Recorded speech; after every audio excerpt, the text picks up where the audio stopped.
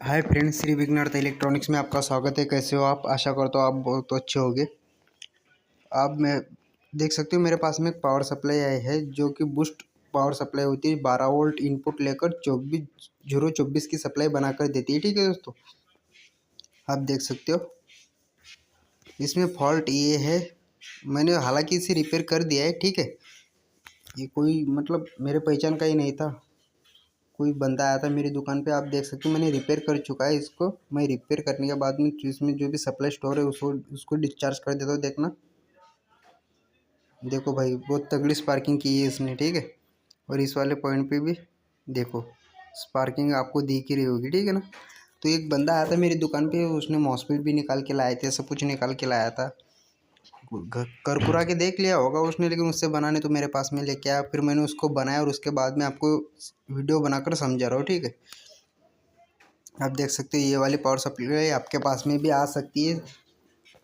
और बहुत से मतलब मिनी यूएसबी बोलते हैं या एम्पलीफायर बोलते हैं ना, जो कार में लग जाती है या फिर ट्रक वरक में लग जाती है ना, उसमें सबसे ज़्यादा देखने को मिलेगी आपको। ये 24 0 24 की है और आपको 30 0 30 की भी देखने को मिल सकती है। ठीक है दोस्तों, 27 0 27 की भी देखने को मिल सकती है। तो उसमें सिर्फ ये आईसी जो आप देख खाली मतलब नीचे रखी हुई है ना, ये वाली आईसी देख सकते हो, इसका नंबर देख सकते हो 3525A। ठीक है, ये वाली आईसी ख़राब थी सिर्फ इसकी, जो मैंने चेंज करने के बाद में ये क्लियर हो गया। तो आपको बताता हूँ, आपको मतलब समझाने का मतलब वीडियो बनाने का मतलब यही है कि आपको समझा रहा हूँ मैं कि किस तरह आपको इस जो भी पावर सप्लाई है इसके ऊपर आपको किस तरीके से काम करना है। ठीक है, तो ये मेरे पास में डीसी मशीन है, मैं इसको इनपुट दे देता हूँ। आपको सबसे पहले चेक करके दिखाता हूँ। वीडियो को थोड़ा देखना और अच्छे से समझने की कोशिश करना, बहुत काम की वीडियो है। और ये आप पावर सप्लाई मतलब अच्छे खासे आप पैसे कमा सकते हो इससे। ठीक है,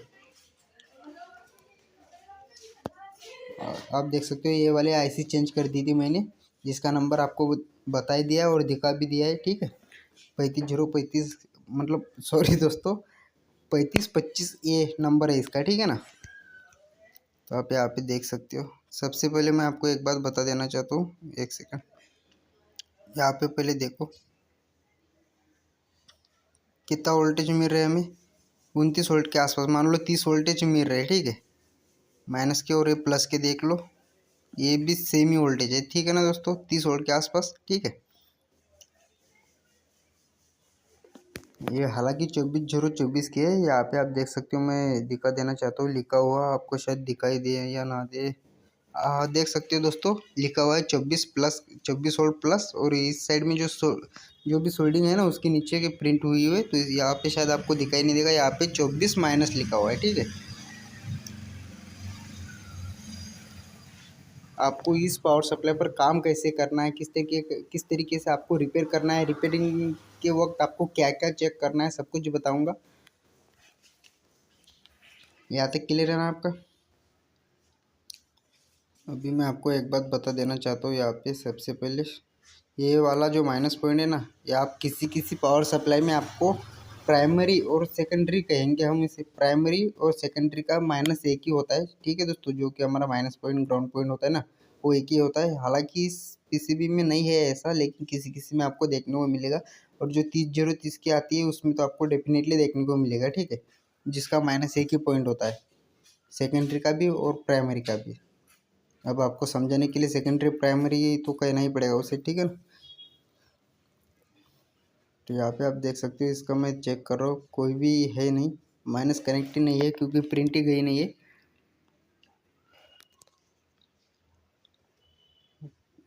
उसका माइनस प्राइमरी और सेकेंडरी का माइनस एक नहीं है। ठीक है दोस्तों, जो कि माइनस पॉइंट है वो अलग पॉइंट है।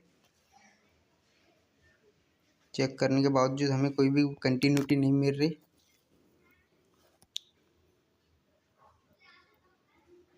अब मैं आपको सबसे पहले एक बात बता देना चाहता हूँ। यहाँ पे आप देख सकते हो, एक सेकेंड।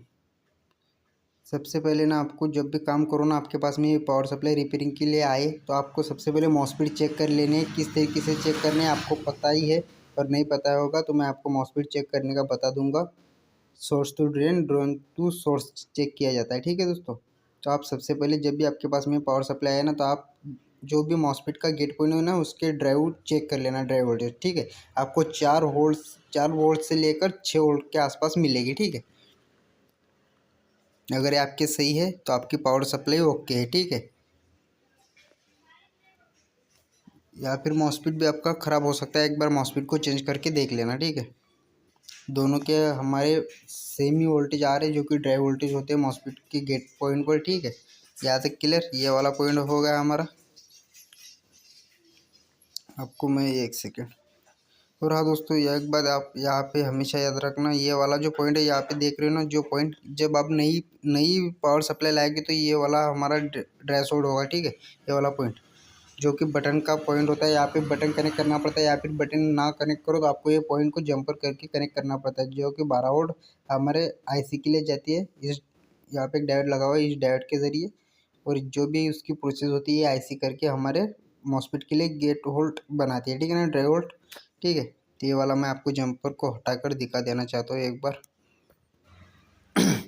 इससे क्या होता है, जब ये जंपर हमारा कनेक्ट होता है तो जो भी हमारी जो 35-25 नंबर की जो भी आईसी लगी हुई है ना, उसको सप्लाई जाती है और अपना काम करती है और हमारे मॉस्फेट के लिए ड्राई वोल्टेज बनाती है। अगर ये जंपर आप कनेक्ट नहीं करोगे तो आपकी आईसी काम नहीं करेगी और ये आईसी आपके मॉस्फेट के लिए कोई भी वोल्टेज नहीं बनाएगी, ठीक है। मॉस्फेट ऑपरेट होने के लिए जो भी उसका कार्य सिस्टम है ना, वो काम नहीं करेगा, ठीक है। तो मैं देख सकते हो आप, ये जंपर हटा दिया और एक बार आपको मॉस्फेट के जो भी हमने अभी अभी चेक किए थे ना, 6 वोल्ट के आसपास जो भी गेट पॉइंट के लिए ड्राई वोल्टेज जा रहे थे, उसको मैं आपको फिर से एक बार दिखा देना चाहता हूँ। मॉस्फेट को मैं जो भी जंपर था उसको मैंने ओपन कर दिया।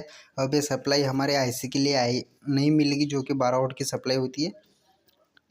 तो एक बार आपको मैंने सप्लाई ऑन कर दी है, एक बार आपको चेक करके दिखा देता हूँ। यहाँ पे आप देख सकते हो जो भी हमारे 12 वोल्ट इनपुट है वो आ रहे हैं या नहीं आ रहे, देख सकते हो दोस्तों। सॉरी दोस्तों, 15 वोल्ट, ठीक है। आपको होगी कि 12 बता रहे थे और 15 कैसे, तो आप देख सकते हो ये डीसी मशीन है मेरे पास में, सप्लाई मशीन। तो इसमें से लास्ट स्टेप 15 वोल्ट आउट हो रहे, तो वही हमारे वोल्टेज इस पावर सप्लाई के लिए आ रहे हैं, ठीक है। तो आप देख सकते हो जो भी मान लो 12 वोल्ट को 15 वोल्ट 12, वैसे तो उसे 12 वोल्ट ही इनपुट चाहिए, ठीक है। यहाँ तक आ रहे, इस पॉइंट तक भी आ रहे, देख सकते हो। और इससे नीचे के पॉइंट पे नहीं आए क्योंकि हमने जंपर हटा दिया। अब यहाँ तक जो भी जंपर था हमने ओपन कर दिया, अब ये आईसी हमारे काम नहीं करेगी। तो ये यहाँ पे जो मॉस्फेट के गेट पॉइंट पर वोल्टेज हमें मिल रहे थे, ये हमें नहीं मिलेगी, ठीक है। और इस वाले पॉइंट पर भी नहीं मिलेगी, तो हमारी पावर सप्लाई जो भी बूस्ट सिस्टम है उसका वो काम नहीं करेगा और हमारे आउटपुट में कोई भी वोल्टेज नहीं मिलेगी। यहाँ तक क्लियर समझ में आ गया आपको। ये 2 बातें ध्यान रखनी है, ठीक है। मॉस्फेट चेक कर लेना है, मॉस्फेट के जो भी मॉस्फेट की जो गेट पॉइंट है वहाँ पर आपको ड्राई वोल्टेज चेक कर लेनी है। और सबसे पहले तो ये पॉइंट है कि आपको ये जंपर कि मतलब लगा है या नहीं लगा है, उस पर ध्यान देना है, ठीक है। अगर ये जंपर नहीं लगा होगा तो आपकी जो आईसी जो है वो काम नहीं करेगी और आपका बूस्ट सिस्टम नहीं बनेगा, ठीक है। आप देख सकते हैं जंपर को जैसे कनेक्ट कर दिया तो आईसी ने काम करना शुरू कर दिया और यहाँ पे हमें 6 वोल्ट के आसपास जो भी ड्राइव वोल्टेज होती है, जो भी गेट पॉइंट के लिए जो भी सप्लाई चाहिए वो मिल गई, ठीक है। तो हमारी सप्लाई अच्छे तरीके से काम करने लग गई। अब उसका आगे का जो भी प्राइमरी सेक्शन का बूस्ट सेक्शन है, जो भी वोल्टेज बढ़ा कर देता है वो हमें मिल जाएगी, ठीक है। यहाँ तक क्लियर, ये बात आपने समझ ली। आप बातों को समझने की कोशिश करना, क्योंकि ये कौन बंदा था, मतलब मुझे पहचान ही नहीं, उसकी पहली बार आया था और उसने ये जो मॉस्फेट थी वो भी निकाल के लेके आया था, वो करकुरा के देख लिया था, उससे नहीं बनी होगी तो मेरे पास में लेके आ गया था। देख सकते हो यहाँ पे ये जो फिल्टर लगा हुआ है, आपको उसमें ज़्यादा कुछ नहीं है काम करने के लिए, बस एक सेकंड आपको दिक्कत देना चाहता हूँ अच्छे से। ये मॉस्फेट आपको चेक करने आते हैं, आपको आगे बता दूंगा मैं। जो कि हमारे आईसी से वोल्टेज आते हैं गेट पॉइंट के लिए, वहाँ पे 2 रजिस्टर लगी हुई है, ठीक है। यहाँ पे देख सकते हो ये वाली रजिस्टर, ठीक है ना।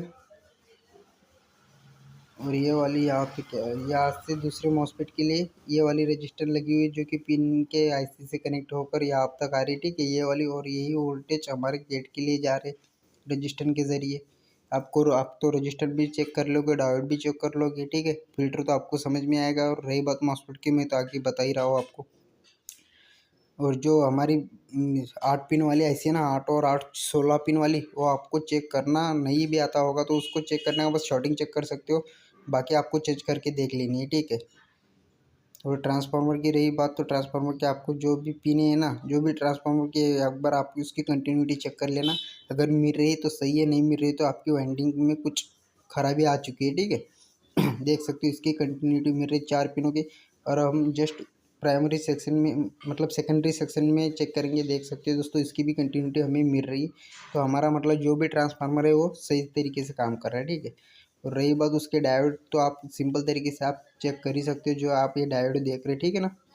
ये तो आपको चेक करना आता ही है, ज़्यादा कुछ है नहीं इसमें, बस आपको दो ही चीज़ें चेंज कर कर देखनी है। पहली तो मॉस्फेट और दूसरी जो आईसी है 16 पिन की लगी हुई, ठीक है। ये वो तार निकल गया हमारा, कोई बात नहीं, बाद में कनेक्ट कर लेंगे। समझ में आ गया ना आपको।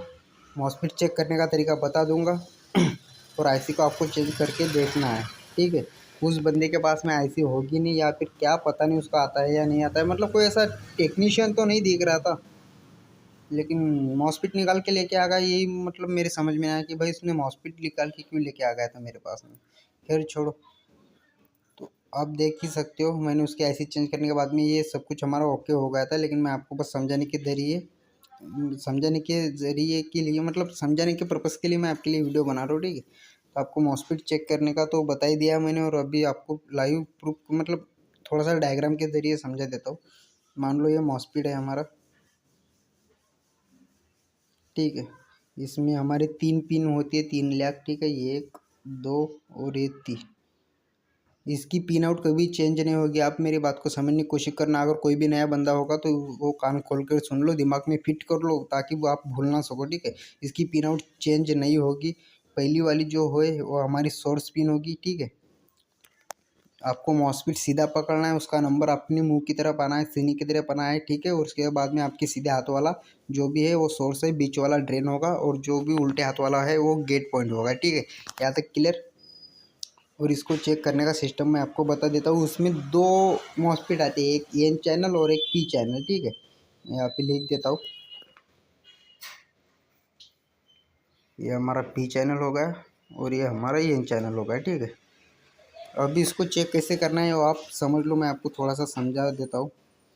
आपको सोर्स टू ड्रेन और ड्रेन टू सोर्स ही चेक करना है, गेट के साथ में चेक नहीं करना है। गेट के साथ में आपको शॉर्टिंग चेक करनी है सिर्फ, ठीक है। रीडिंग का कोई मैटर नहीं है, शॉर्टिंग अगर मिल जाए आपको गेट के साथ में सोर्स चाहे ड्रेन पिन की, तो आपको मॉस्फेट चेंज ही कर देना, ठीक है। तो अब मान लो मतलब यहाँ पे हमारा ड्रेन पे ब्लैक वायर और सोर्स पे रेड वायर रख के अगर आपको रीडिंग मिल रही है, तो आप एक बात ध्यान रखना, हमने ड्रेन पॉइंट पे जो वायर लगाई है और जिसकी कंटिन्यूटी आ रही है वो वही चैनल का मॉस्फेट है। जैसे मान लो हमने ब्लैक लगाई तो हमारी रीडिंग आ गई, तो हमारा एन चैनल का है, ठीक है।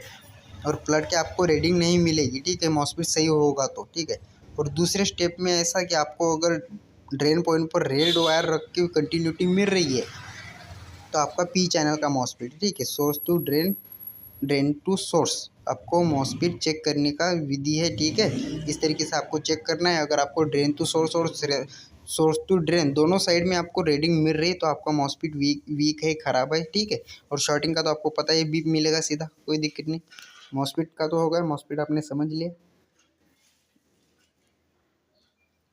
यहाँ तक क्लियर। आपको मैं दिखा देना चाहता हूँ, जो बीच वाला जो हीटसिंक के साथ में जुड़ा हुआ है ना, आप देख सकते हो वो ड्रेन पॉइंट ही होता है। मैं आपको सही से दिखा देना चाहता हूँ। मीटर पे देखना, आपको बीप का साउंड नहीं मिलेगा, ठीक है दोस्तों, लेकिन रीडिंग पर ध्यान देना।